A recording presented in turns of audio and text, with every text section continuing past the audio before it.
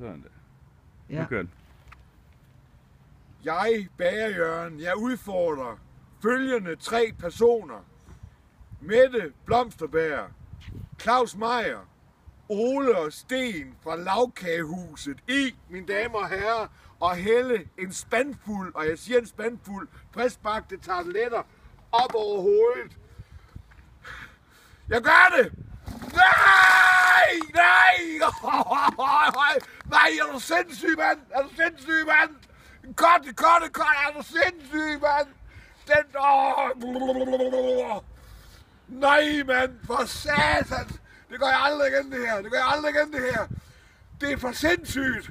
Kom on, Blomsterberg. Kom on, Ole og Sten. Kom on, Meier. Den vil jeg godt lige se, jeg tager op den her. Hold da op, jeg må ind og ligge. Jeg går ind og ligger. Jeg går ind og ligger.